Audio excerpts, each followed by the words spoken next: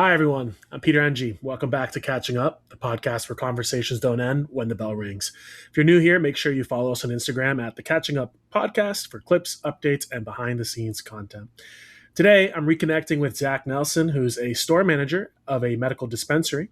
And I personally got to meet Zach working at Nike. Him and I have had different backgrounds with Nike. I'm very eager to hear more about your history with that. But I started working at Nike in Orlando when I was doing my undergrad, and I don't know how long ago Zach started with that. So Zach, welcome. How you doing? Thank you. Thank you. Good deal. Good deal. Let's jump right into that topic. I guess. What was your timeline like? When did you start working there? Nike, so it was April of 2010. I April started working 2010. Wow. in the St. Augustine location. So would that have been when you were going to college? Yeah, I was in my second semester of college at Flagler. Okay.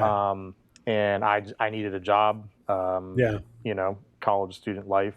I had a friend that worked at the store, and I had previous kind of retail experience, so he was able to kind of get me an interview with them, and then interviewed, and they hired me on for back of house because I had back of house experience.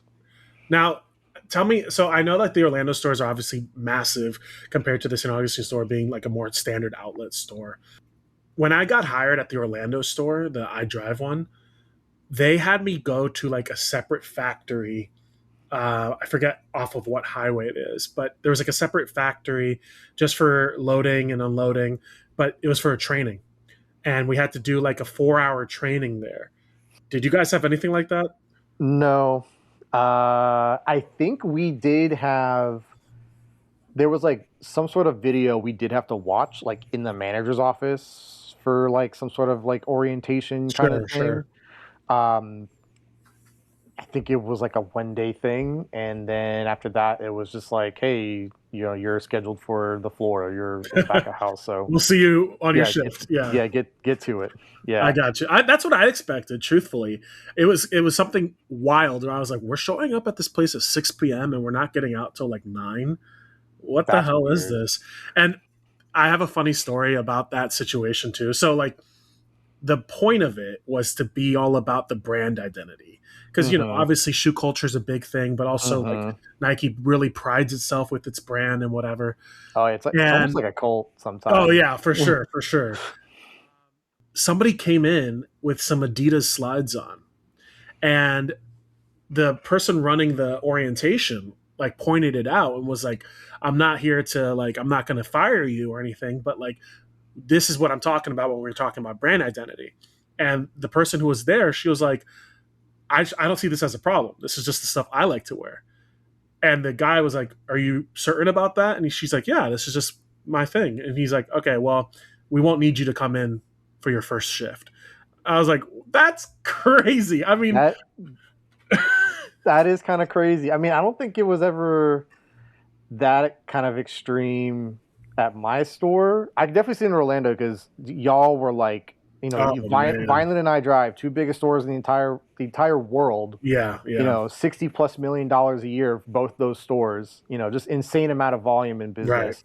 It's like you had to live and breathe and die Nike. Oh yeah. If you worked in Orlando. I think I told you this. One of the things I did when I was at that store was I was what's called like a hype man. I think I remember that. Oh my and you definitely God. You definitely were the guy for that. Yeah. They when it would be at its peak busiest, like shoulder to shoulder, you can barely weave and bob through people.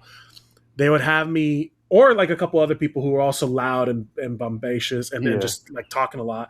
They would have us go to the center and like start screaming to grab all the attention of the employees, and we'd have like a chant that we'd do to like hype everyone up. And like thinking back on that, it's a fun thing when you're in the mindset of it. But I also kind of think of like your average consumer who's like, I'm just trying to get my stuff. I don't know what's this craziness. And then also the average employee that's just like, I'm just trying to do my job. Yeah, I can see from like if you're maybe like a tourist, first time in Florida, first time at Yeah, Disney, yeah, maybe first time in the country. Like, I mean, obviously Vineland, Orlando, like, major tour, international tourist area for because sure. of Disney and whatnot.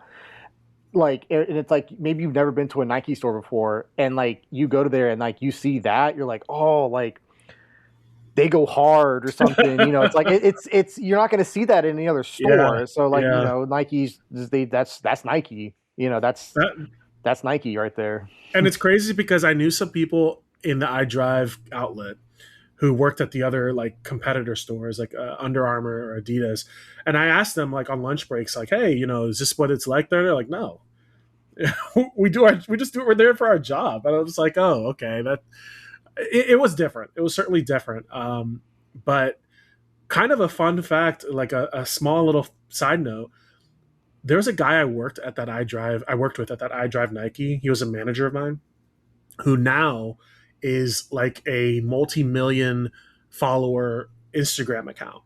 He Oh, has, I think his name was Juan. I could probably pull it up and find his actual account, but like he was a super chill, cool guy. wait, was he like really short? I don't know if he was very short per se. I mean, he was, you know, an I average feel like height there was a for a Juan that Latino came to man. our store for a while that I think was from Orlando. He became like he started blowing up specifically for his comedy videos, like and him being Latino, he had a lot of like what it's like growing up this way and whatever. His Hmm. family are in videos too. He has a wife and kid, but it's crazy to me seeing a person who is clearly mega successful. But I'm like, I worked with this dude, and Yeah, he was just like a manager at a Nike. But yeah.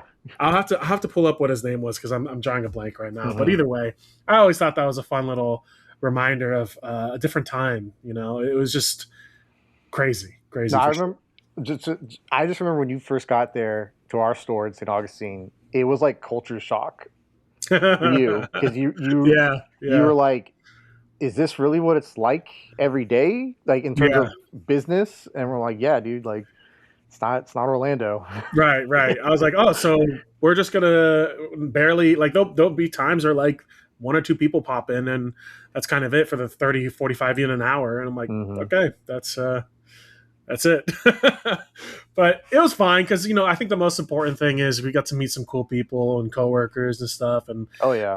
you know everyone there was chill. I don't remember having many issues with coworkers or people that work there. So There was a few over the years, but for the most part, yeah, people wanted to work there because it's Nike, because they love Nike. right, Whether it was the running aspect, shoes, Jordan, basketball, golf, soccer, yeah, whatever. yeah. Like most of the people wanted to work there because they had some sort of tie in to Nike. Hmm. Yeah. Yeah, and that's their mo, right? The identity, the brand, and the culture. So they know what they're doing with that for sure. So recently, as you shared in your form, you've been working as a manager at a dispensary. Yeah. So how long ago was that? So I've been with this company since September of 2020. Okay. So I'm coming up on my 6th year with them. Wow. I got hired on as an assistant store manager. The store I'm in, I opened. It was a brand new store, and yeah, I was assistant store manager up until March ish this Yeah. year. I want to say something like that. I can't remember the exact date when I got like promoted in the system or whatever. But yeah, about March I got promoted to store manager of the same store.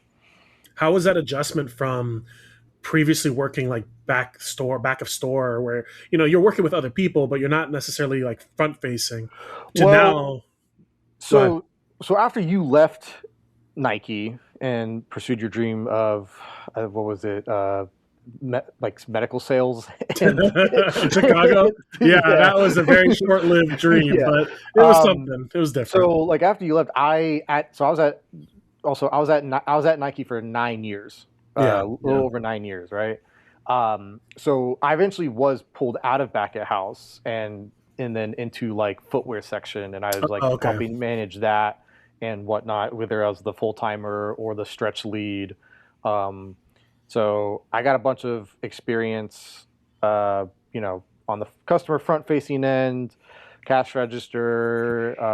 Like I said, I did a stretch lead position there, which is like Temporarily, I am a key holder. Oh, So I did managerial duties. I did that for, I think it was only supposed to be for 6 months, but we actually lost some managers while I was doing that.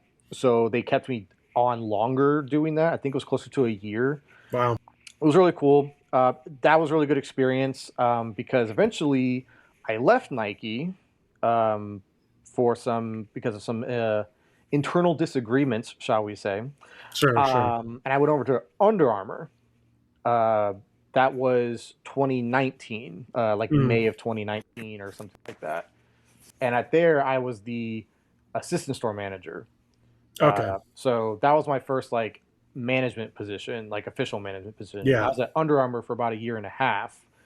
I got out of there because I was just totally done with like traditional retail. sure. Um, I had a really bad Black Friday experience where Ugh. like half my team that we like hired like didn't show up. Oh man. Yeah, I was there till like 2 a.m. that night with like two other people. We had to call people back in that left in the morning to like just, I need somebody to help close, kind of Yeah, stuff. yeah. And I was like, I'm done. I got to get out of this industry. I'm tired of this. I So don't blame you. applied around, got a call from Liberty Health Sciences, the company that was that I got that was before my company bought them. Um, and an ASM position. I was like, cool. I forgot I even applied to it. It was like 6 weeks after I applied to it that they actually called me because they were in the process of like opening the store and getting the store, like, so it wasn't like there was like a huge, it's like, hey, we don't have an ASM spot. We need to like fill this quickly. The store wasn't even open yet, right? Gotcha.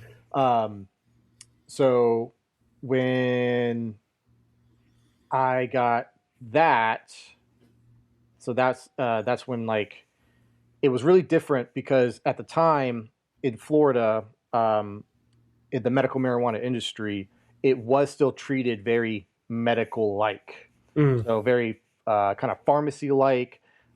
We weren't really, unlike traditional retail, we weren't really checking like conversion, right. KPIs, like average dollar per transaction, you know, multiple item transaction percentage, stuff like that. So it was really nice. It was like, wow, like I got away from what I was trying to run Sure. from. Yeah. It was real chill, totally different industry. I never expected myself in a million years to like work with and around like weed. Like Hmm. I don't partake generally. I kind of do some edibles here and there. Yeah. I don't smoke it or anything like that. So it was like a big, just everything was new. Like, Sure. you know what I mean? Like everything was new to me. So yeah, it was cool. And sometimes having that opportunity where everything is so new is what really kind of like energizes you and kind Yeah, of says like, all right, definitely. I've got more fuel in the tank, especially Hmm. when you feel like you're that destroyed, and not to mention you're never going to deal with a Black Friday deal for weed. So at least I hope We not. do. So that's kind of like, I was kind of saying like at the time it was very medical, but Okay. as these years have gone by and as we're getting closer to possibly passing recreational marijuana in Florida, at this point it's treated essentially like it's regular retail. Oh, interesting. So the Yeah, like behind the our scenes stuff is our pretty cool. sales, our retail. I'm tracking KPIs again. Oh, okay. Like just stuff like that. Like it's Got it. just it's traditional retail with more red tape now. I see. That's basically how the industry is right now in Florida. I see. Okay. I have one more question on the transition. And, Mhm. clearly you've shared that you've had prior management experience dating back to Nike and then certainly more officially at Under Armour. Um, what was the biggest hurdle having to like learn to manage others where you're like you're responsible for them and you're the one that has to kind of instill responsibility? So some of the biggest things, the biggest like jumps or opportunities to learn, I'd probably say is communication. It sucks having to like give hard conversations, having to discipline, having to like do those kinds of things. Sure. that's something I kind of struggle with. I know some people are really good at those kinds of conversations. It's one thing I'm still trying to like get better at. And then the other thing is be confident in like your decision making Mm. and the decisions you make. Like it, I don't generally suffer. I've never really suffered from like imposter syndrome, but there have been times where I had to kind of remind myself like, oh, like I can make decisions, especially now as a store manager. I can make decisions, and everyone actually does have to listen to me They have and to, follow yeah. what I say.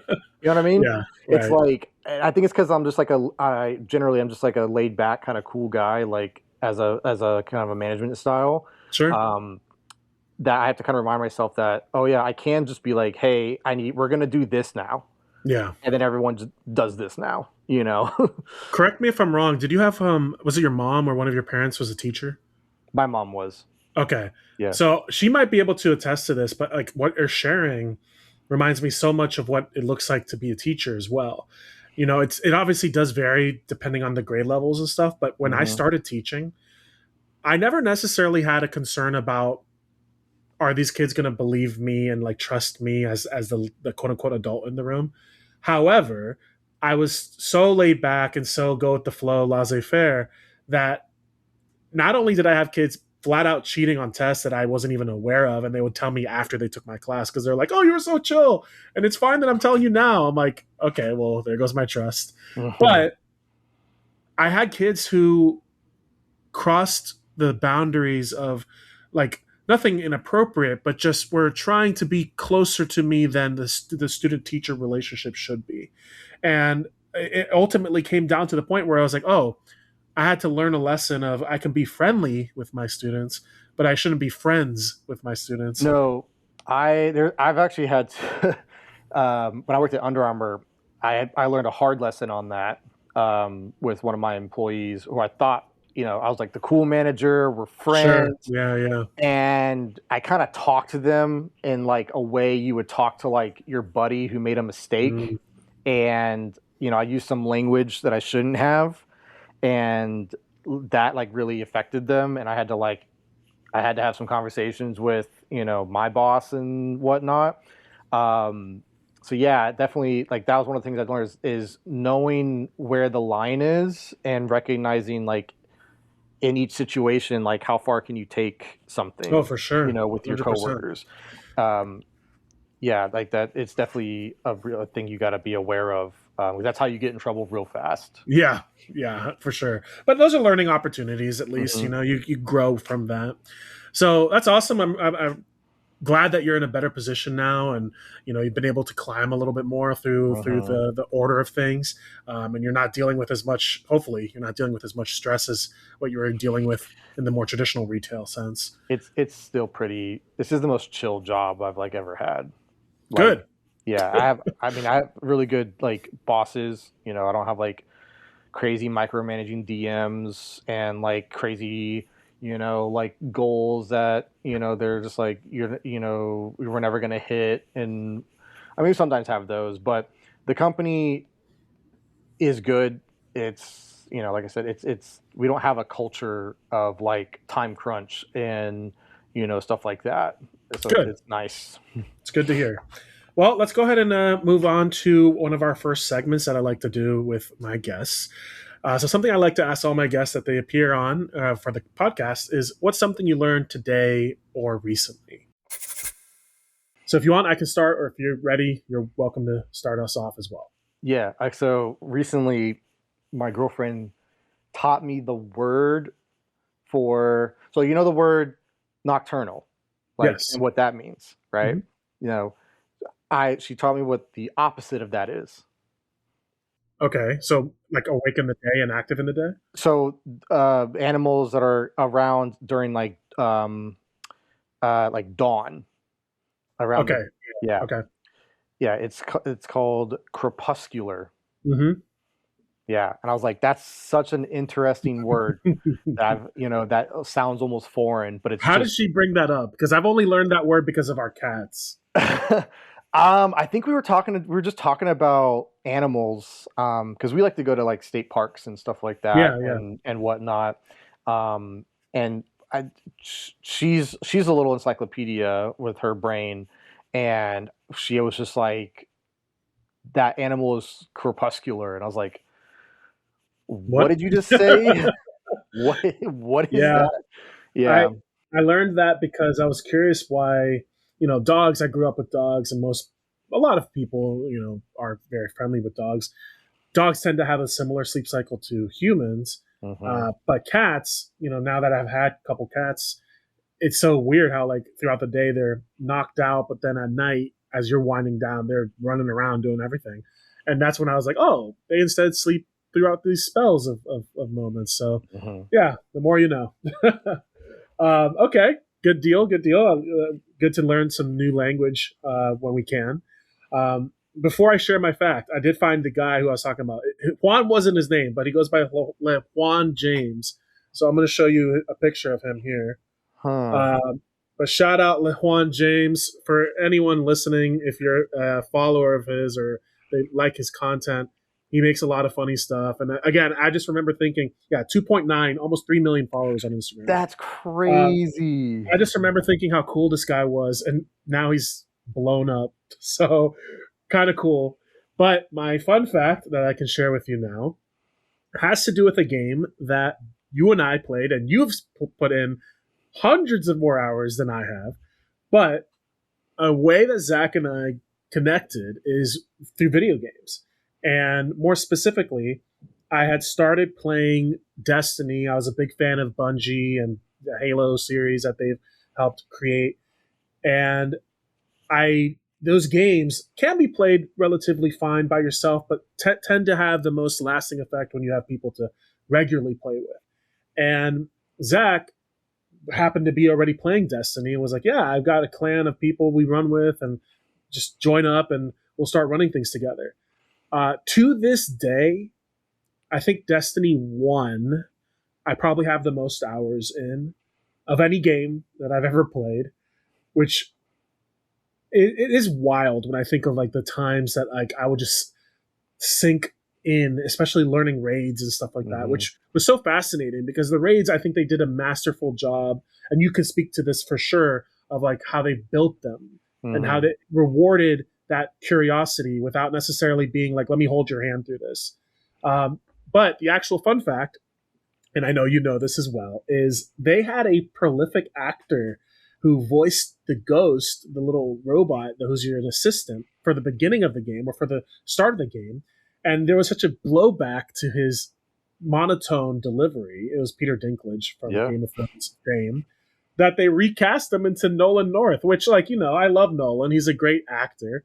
But it is kind of crazy to think, like, this person who was winning awards for his performances in Game of Thrones, like a show everyone on Earth was watching, suddenly gets this big time role in a video game, and everyone's like, he sounds like he's mailing it in. So I thought that was kind of a funny thing to share. Yeah, what was your recent time?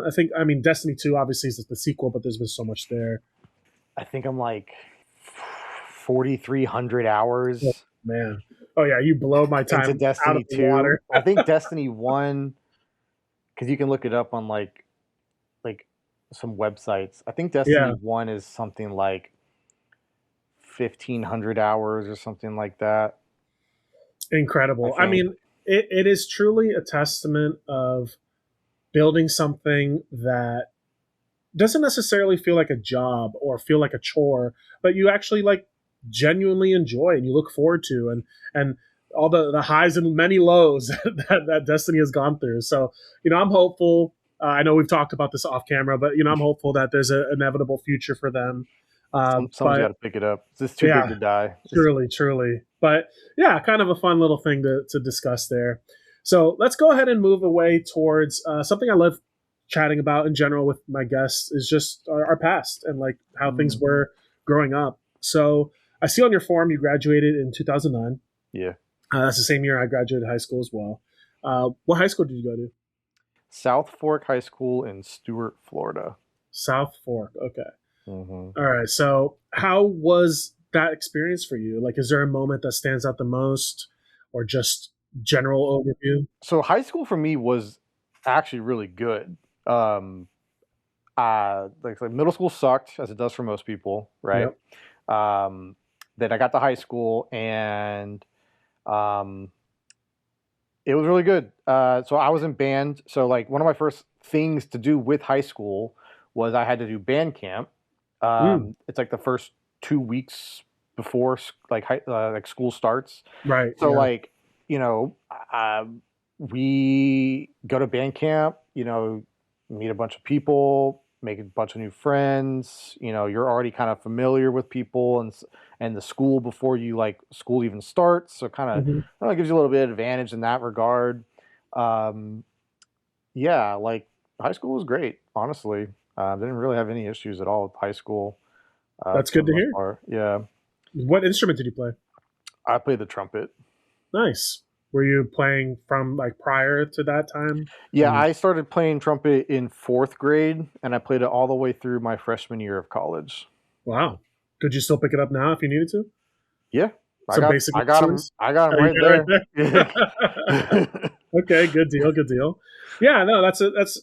I mean, any extracurricular activity like that naturally acts as a way for people to bond and to connect, especially in a time where I don't know how big was your high school?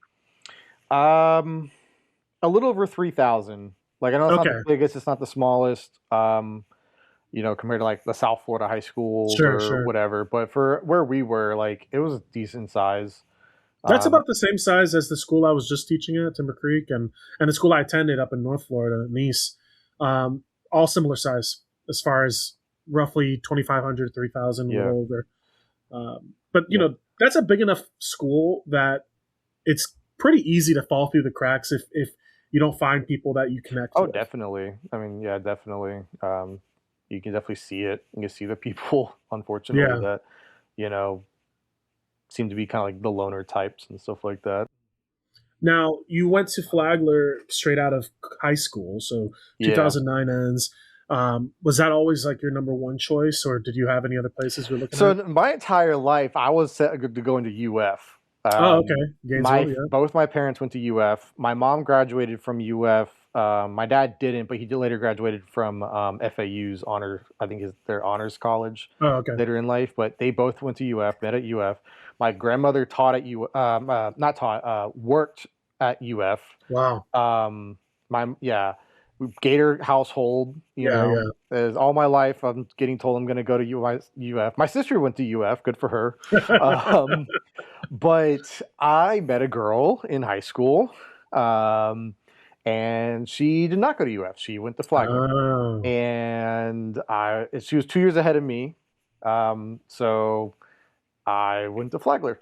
you that's know, fair. you know. Uh, When we're young, we do a lot of things that maybe Neither of push those us back. things worked out in the end, Yeah, as they go. yeah. You know, I did have to leave Flagler. I got on academic probation twice, and I Oh, was like, I'm not wasting any more time or money yeah, here. Like I'm fucking up too much. So, yeah, excuse my language. I don't yeah. know if we can curse on this or not. You're good. You're good. Okay, but yeah, I was like, I'm not doing well. Like Right. as a student, as time management, as like I'm not doing my job, for my education. Sure. So I dropped out, but I went to St. John's River State Mm, College. hmm. I as To continue like getting my AA, and then I wanted to still go to UF. I did apply. They did not accept me. Uh, I was even always with told if your you get your AA, you can even go to with your like AA, yeah, yeah, that's even I don't know, interesting. maybe my GPA was too low or something. I Mm, mean, I was in the most studious student. I one of my one of my um, things I would tell myself to get through it all was, C's get degrees. Like that's but so yeah. I went to UNF up in Okay. Jax Right. for my junior and senior year, and I graduated from there Gotcha. in the summer of 2014. I have a friend who, you know, he would always say when people like to brag about their undergrad, especially, or like the classes that they may have taken, he's like, look, There are some circumstances where the schools you attend and the paper you have can make a difference, but in majority of cases, your paper and my paper are essentially the same thing. So yeah, the skills you learn are essential, and the abilities you take out of that, and applying those things for sure. But Hmm. the prestige side of things, like honestly, at a certain point, it's like, okay, if it's not Ivy League, Yeah. then what are we really talking about here? Yeah. Um, but it's interesting you bring that up because that kind of plays us perfectly into our next segment. So our second segment is, if you had the chance to sit in front of a young Zach, 16, 17 years old, that's about sophomore, junior year of high school, is there anything you'd do different or tell him to do something different? Um, Two things, maybe. One, your senior year is going to really suck, actually, about halfway through. And then two, uh, lock in and seek help when you think you need it. That's important. Do you think that version of you would have believed you? Like, would have been open to that feedback? Probably. Yeah. If yeah, maybe. I It's mean, hard. It's hard to say. Like, you think you can handle it all until you're actually in the situation, and then totally. And I primarily asked that question because I've thought about this question many times because I've been able to interview quite a number of different people. And I can tell that there's some people who, when they think back to themselves when they were younger, they're like, "Oh, it's the right thing for me to hear," but I would not have accepted that because I was so full of myself and believing like I know exactly what I'm going to do. Whereas when I think to me, like I just did an episode with my younger brother where he interviewed me and we kind of did a tables turned situation. I think at that year or at that age, I was so impressionable that I was waiting for someone to kind of tell me what to do. mm, Um, Not necessarily to be like, here's what your life will look like, but more just a guiding hand of some sort. And it's not to say that one way or the other way is wrong or correct. It's just, when we're young, we're still figuring it out. yeah. We're I still going through it. I do. I kind of wish like maybe someone came with me with like more options Mm, for life instead of just college. sure. Like better explain like maybe vocational schools or something like that. You know, um, and like the pass for those kinds of things. No, Because in my 100%. household growing up, I mean, part of it was the same for you. I know and a lot of our people, our generation, the millennial generation is like, you're going to college, you're going to college, you're going to college. That's it, Yeah. kind of thing. And once I got to college, I was like, this kind of like I'm not into this. Hmm. Like maybe, it's like looking back, like I probably wasn't ready for it. At the time, I was by the time I graduated, I was like good. Yeah. But those first couple years after getting out of high school, going straight into college was probably a mistake. Yeah. And I think a Like, lot of people, unfortunately, are in that same boat due to the lack of preparation in high school and a continued mindset of like, if it's not this, then you're failing or you're not mhm, succeeding. And that's not the case at all. I mean, for one, I wish more people understood, like, yes, all these other vocational fields first of all, do need training and certification. You're not just like signing up and saying, okay, tomorrow you're going to go fix an HVAC unit. However, you go through that training, you go through that schooling, and you're making money. You're yeah, making good money, yeah, compared to the 4+ years of college and the hundreds of thousands of debt that can accumulate, where it's hmm, like, okay, really try to reason. And I'm far from someone that believes that college is worthless. I value my college experience wholeheartedly, oh but yeah, there's also so many people that drop out after a year or 2 years and get nothing out of it. hmm, And well, the only thing they're getting is all the debt that they accrue. yeah, So it's something that I do wish we could revolutionize a little more and change to adapt to a more modern time and more modern hmm, needs. when you think back to that time in high school, to finish up our topics of looking in the past, is there anything in particular that you're most proud of the way you were back then? Proud of back then from high school. Yeah, maybe something that you can see now that you're like, oh, I'm really happy I did that, or I'm really happy I pursued that or kept up with this, that maybe back then you didn't really value as much. I don't know. What's a tough one? Because I mean, everything I did in high school, like I liked doing.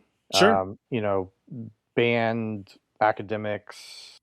Like I was in the IB program like my freshman year, and I dropped out of that because I realized like this is like way too much like It workload for me. is a You lot. know, Yeah. like I like, dude. You thought I was on. My parents thought I was on drugs. How bad I was doing my freshman year of high school, like literally. And then once I dropped out and just got into like regular honors classes, it was like Yeah. I'm suddenly getting A's and B's again. Like That was more your speed. yeah, it was just too much workload. The work itself wasn't that bad. It was just like at least at my school with like pre IB, like we had block scheduling. So normally you only have 4 classes a day, or whatever. But or like or four, but with the pre IB, they had like the AB stuff, Yep. and you'd be taking like you're really taking like 6 classes or whatever. That's how It my high was school experience it, was. it was Same just a thing. lot. It was just too much. I was not ready for that. It's not only, I mean, yeah, obviously there's the academic side of things and the intellect side of things, but truly it's an endurance thing. And like how how much can you handle?